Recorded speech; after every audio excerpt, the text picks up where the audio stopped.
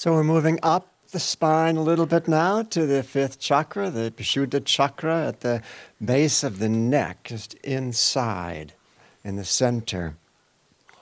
The positive qualities of this chakra: calmness and expansion. And for those of you who don't live in California or haven't lived in California, especially those of you who haven't lived out in the countryside of California, the sound of low-flying airplanes and helicopters is a great opportunity to practice calmness and gratitude. So, the fifth chakra is, for many people, at least in my experience, people I've talked with, is for many people the most difficult to actually get a feeling of. You're used to practicing or to feeling love in the heart. We're used to feeling control in the third chakra. But the fifth chakra is subtle. It's subtle. It represents the ether element, which is nothing physical at all, really, not even air anymore. And as a result, it can be a little more challenging for some people to work with this chakra. So I thought we'd start our discussion of it with a little exercise that is kind of fun. We're going to do it just sitting in place where you are. Ordinarily, we might do this sitting in firm pose, but that's not on the order today. So we're going to do the lion pose, Simhasana. And for those of you who aren't familiar with the way we do it in Ananda Yoga practice, it's a little different than it is in some styles of practice. What we're going to do is we're going to take a full inhalation and really try to feel energy rising in the spine up to the fifth chakra as we inhale. Then we're going to hold the breath and lightly tense the entire body. Is the way Swami put it, is like a lion about to spring, but you have nowhere to spring. Just that anticipation, that light tension through the body.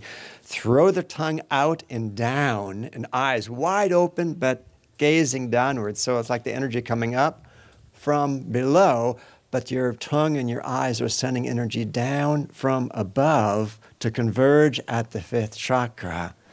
And you get to make a funny face. So let's try that a couple times. Let's inhale up the spine. Lightly tense the body. Throw the tongue out. Eyes wide open. Eyes turned down.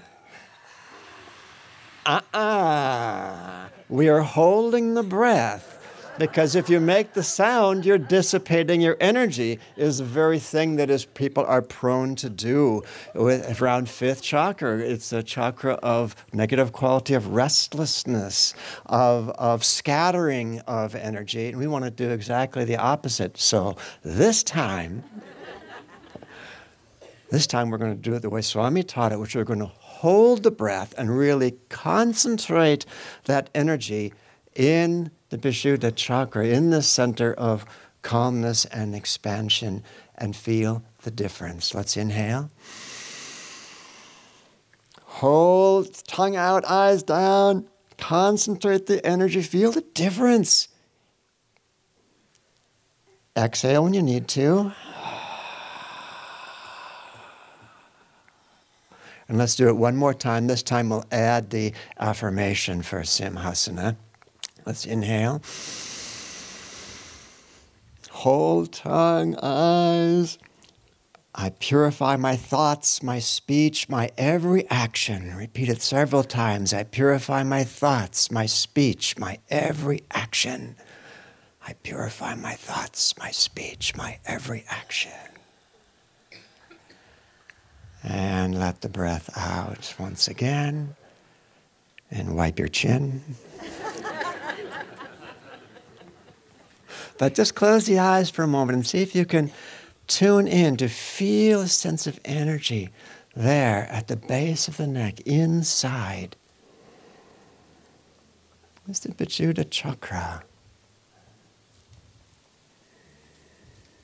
Chakra, again, of calmness and expansion. But it's also the chakra that controls the faculty of hearing. You can open your eyes if you like or keep them shut. But either way, as we continue on with this class, if this is the chakra that is governing your sense of hearing, see if you can hear through the Medulla chakra. Or at least try to hear the ears sending the signals to Medulla chakra. But try to feel that sense there at the base of the neck, the sense of hearing. It's also the chakra that governs faculty of speech. So in any conversation, it's going both ways, but both involving the fifth chakra. Now, the sense of calmness is not a passive thing. It is not a cessation of movement. I'd like to read you what Swami Kriyananda wrote about this. He said that when you get into a deep level of calmness in meditation, you begin to feel a powerful expansion of consciousness that takes you away from the ego. A powerful expansion of consciousness that takes away from ego. So, although in meditation, what's happening, the things are becoming still, the breath is becoming still, the heart, we hope, is becoming still, the mind becoming still, but consciousness, which is beyond all those, if we're going deep, is not still. Consciousness is expanding. Our sense of who we are is expanding, not outwardly, but inwardly. You know, we live in an era of outward expansion, don't we? Of outward movement. And it's getting more exaggerated by the day. Energy is scattered all over the place. And there have been some very expansive ideas in this time, very expansive projects, many of them facilitated by the advent of the internet. Big thinking, paradigm shifts. And those are wonderful examples of expansion, but they're outward expansion. And there's a limit to where outward expansion can take us. And ultimately, if we don't ever get a lid on the outward expansion, it will dissipate us. It will dissipate our energies. It will scatter our consciousness.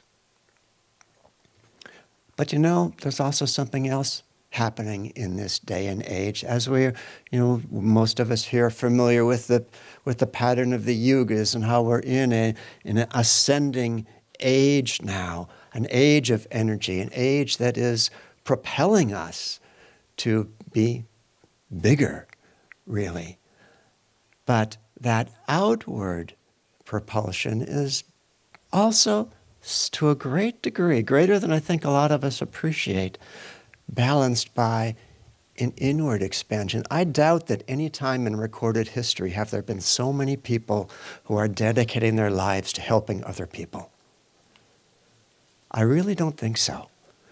And you read about all the things that happen. You hear the stories of people who are just doing marvelous, marvelous things to help other people. And you think, okay, that's the beginning. That's the beginning of that inward expansion that is ultimately going to take every one of us to a realization of our oneness with all that is. And it's a beautiful thing. And frankly, I choose to focus on that rather than on the outward expansion that is really scattering this planet. There are many good things outward too. I don't want to condemn them all, but the tendency to just go out rather than go in, because going in is the only way we can touch everything. As I said, that going outward, we're always going to bump up against a wall. There's only so far that we can go. But inward, there's no limit. Infinity. Eternity. And that is where the fifth chakra really comes in. It's an internalizing chakra if we really tune into it. And that's what's going to enable us to practice this expansion. So I'd like to practice a little bit of that with you right now with an affirmation that Swami Kriyananda wrote on self-expansion. And remember, as I mentioned earlier, fifth chakra governs the faculty of speech. So as we practice this affirmation, try to feel that you're coming from the Vishuddha chakra, that you're expanding that way. So let's sit up tall. Close the eyes, turn the gaze toward the point between the eyebrows. And let's do it the way Master taught, loudly at first, but gradually going softer and softer until we're finally doing it silently, but always from that fifth chakra. Or to feel, and if you need to do it quieter in order to feel that, do it quieter. If you need to do it louder in order to feel that, do it louder. But try to be in that fifth chakra. So repeat after me if you would. I feel myself in the flowing brooks. I feel myself in the flowing brooks. In the flight of birds. In the flight of birds. In the raging wind upon the mountains. In the raging wind upon the mountains. In the gentle dance of flowers in a breeze. In the gentle dance of flowers in a breeze. Renouncing my little egoic self. Renouncing my little egoic self. I expand with my great soul self everywhere. I feel myself in the flowing brooks, in the flight of birds, in the raging wind upon the mountains, in the gentle dance of flowers in a breeze, renouncing my little egoic self. I expand with my great soul self everywhere. In a whisper, I feel myself in the flowing brooks, in the flight of birds, in the raging wind upon the mountains, in the gentle dance of flowers in a breeze, renouncing my little egoic self. I expand with my great soul self everywhere.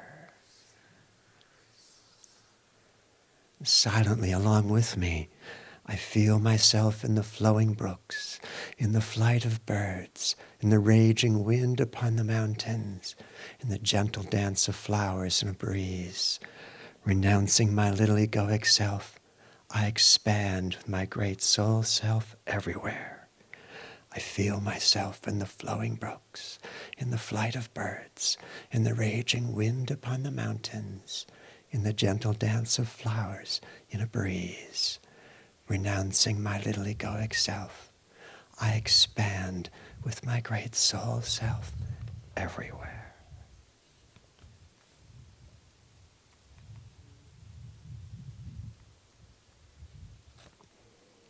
And try to keep that sense of expansion now. And if you feel to open your eyes again, do so. But this whole idea of expansion, I must say, is perhaps the single most important, practical, everyday sort of tip I've gotten for living the spiritual life. And it came from Swami Kriyananda, who really talked about expansion a lot. Because, there are so many do thises and don't do that's on the spiritual path. And there's a couple problems with that. One of them is they're not much fun. But another is they don't cover every possible situation. There's no way that rules can cover every situation. But your feeling capacity can. And when we just ask ourselves, in any situation in which you need to take some action, will this action make me feel bigger? Or will it make me feel smaller? Will it make me feel contracted in my heart? Or will it help me feel expanded? Because that applies to pretty much any decision you're ever going to make. And it's simple. It's not always easy. Not always easy to separate the two. But if we tune into that intuitive faculty, that diction and melody we're talking about, we can get a sense. What is going to make me feel bigger than before?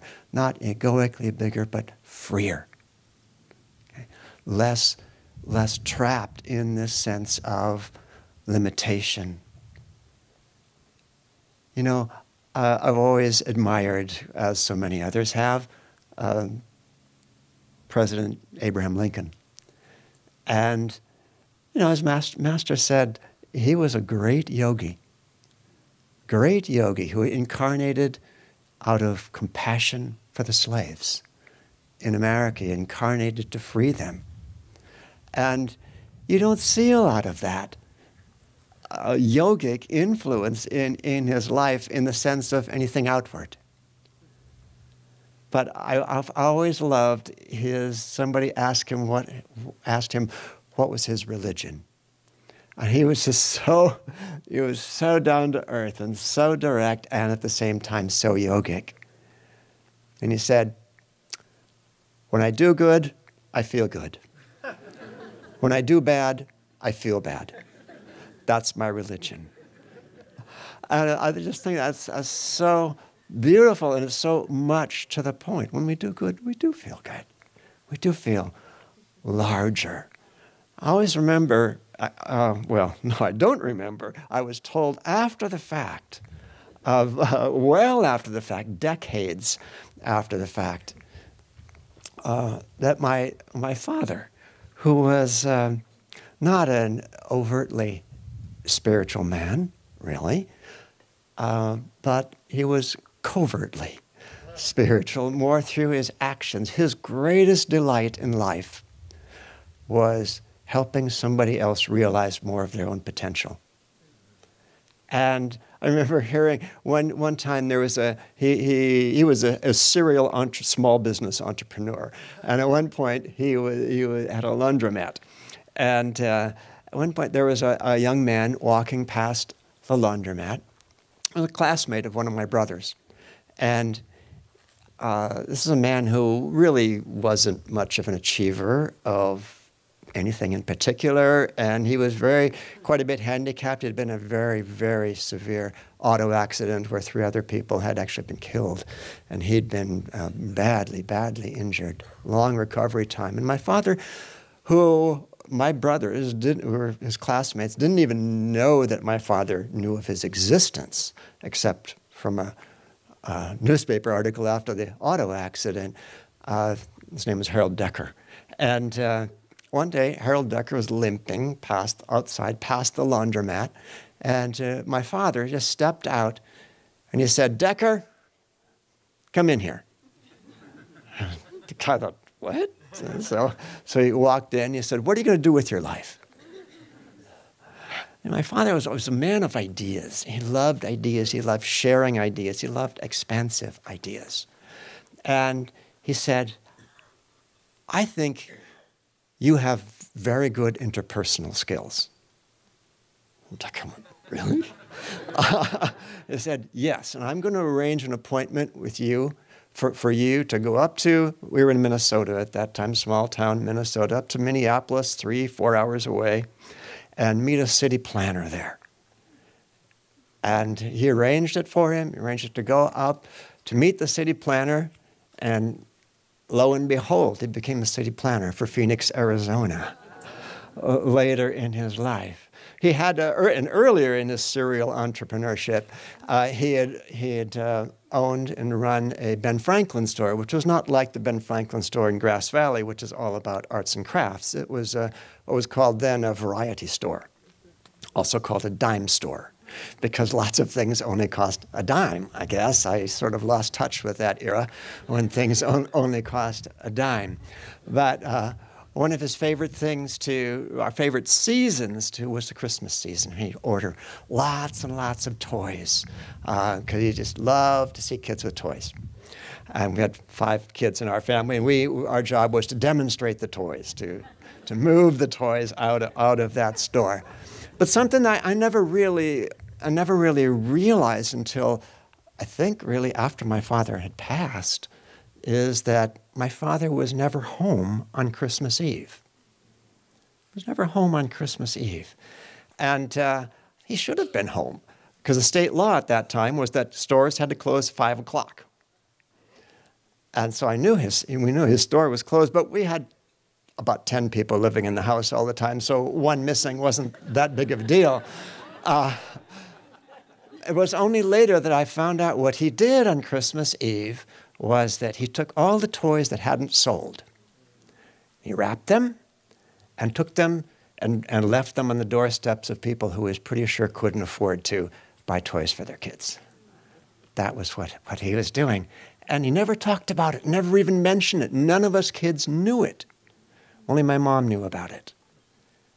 But there are so many people like that who are just simple ways, expansive. Not just to do a good thing, although it's a good thing, but to feel a good thing. To feel that sense of connection. And then when we can feel that sense of expansiveness, of connection, and offer that up to the sixth chakra, the bipolar chakra. Actually, they're all bipolar, but the two magnetic poles of the sixth chakra are so distinct that it feels like it's two chakras. The medulla oblongata, the seat of ego, it gets a lot of bad press for that, and the point between the eyebrows, the spiritual eye. And, the medulla has positive things going for it. For example, if you aspire to bring a lot of energy to the point between the eyebrows, as we've been talking about, you better have a lot of energy. And where does it come in? It comes in through the medulla oblongata. And I remember reading, I forgot now whether it was reading or hearing, Swami writing about when you sit to meditate. He said, center your consciousness at the medulla oblongata. I thought, what? It was the last place we'd want to be centered. But it's like Davy was saying on Monday, accept where you are. Accept where you are and move forward. And that's exactly what Swami was saying. So accept where you are. Center your consciousness in the medulla oblongata and offer it toward the point between the eyebrows. Not just in meditation, but any time. Try and get out of that sense of this is where I live.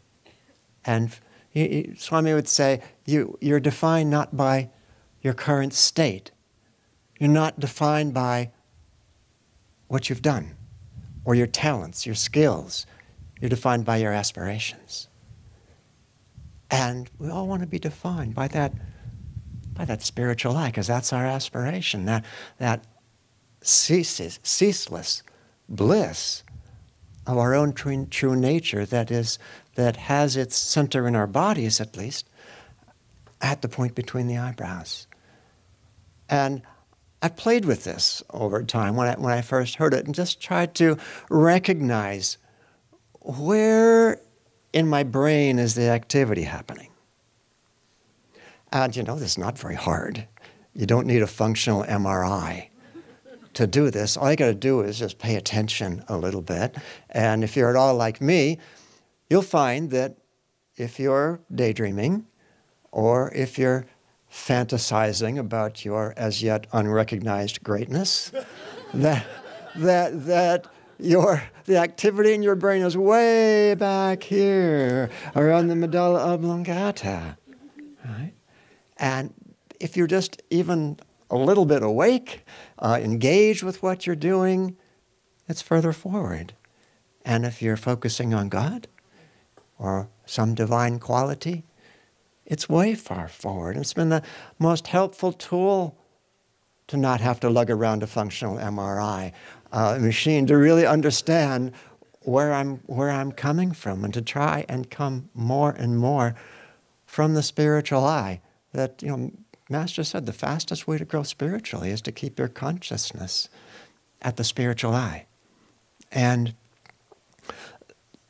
it's also the easiest way to be joyful. Recently, some of you earlier this year may have heard about or read, there was an article in the New York Times, an article in one of Jyotishan Devi's Touch of Light about the Course in Happiness that was offered at Yale University and how it drew the largest enrollment in the history of the university. And they didn't call it a Course in Happiness. I think that probably sounded too unacademic. They said the science of well-being. And so later it was offered online, and I took the course, which was interesting. A couple of things I noticed. One of them, just from seeing the faces of the students, I realized that college is a whole lot more stressful now than it is when I was in college.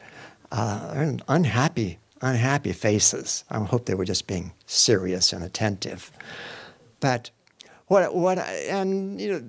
it presented a lot of psychological research, all these studies that have been done that show that, a way to increase happiness is, a lot of ways in which people misperceive what will make them happy. That was one interesting thing. You're not going to be happy by getting a lot of money, and good looks and all this stuff, good grades, good job, but also some things that do make people happy, such as proven to be happy, such as kindness, expressing gratitude, more social connections, getting enough exercise and sleep, meditation.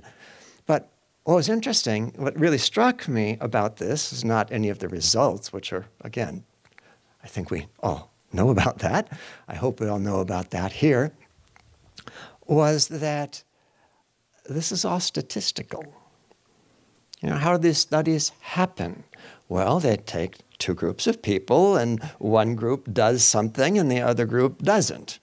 And they kind of compare them. And of course, it's all mushy because some of the people who weren't doing anything accidentally get happier anyway, and some of the people who were doing their thing didn't get so happy. So it's all percentages, and you get a high enough percentage going on, and you can say, yes, kindness probably will make you happy. Probably because it's only a probability. Because it didn't happen 100% of the time, because they're just dealing with statistics. And I realized, gosh, we are so fortunate here. Because we don't deal in statistics. We don't deal in probabilities. We deal in the mechanism that makes things happen. We deal in consciousness. We deal in energy. And that as we can gain more and more control over these, there is no probability involved. Yes, it depends on our degree of motivation. Yes, it depends on our skills with using the tools. But even a little bit of motivation, even a little bit of skill will guaranteed make us happier. And a lot of motivation and a lot of skill will make us a whole lot happier. But we're so fortunate that we can be in this environment and in this teaching where we get beyond the maybes and get into the certainties. And the certainty is that if we use these tools, if we really bring our life force into the chakras, up to the chakras, up to the brain, up to the spiritual eye, that these things that we're aspiring to will happen, will happen. I just want to leave you with one thought, and that is that we have to realize that it's not just about tools. It's not just about techniques. It's not just about this spiritual technology, all of which is really, really valuable. But as Swami put it, all the techniques, all the things we do in our daily lives, trying to live these positive chakra qualities in our daily lives as a way to help awaken the chakras. All of this that we do is just that. It's what we can do. It's our part of the bargain. Our part of the bargain is to do these things that are going to lift our consciousness, that are going to open us up enough that we can receive God's grace. Because that grace is the true agent of personal transformation. Everything else is about us doing what we can to cooperate with it. And my prayer for all of us is that we will be very cooperative.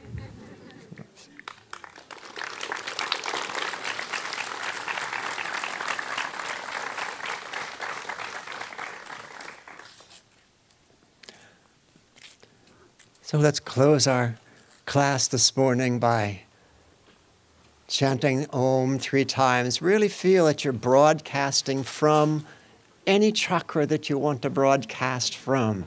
Broadcasting a positive quality of that chakra, sending out into the world in blessing. Let's rub the palms together. Om.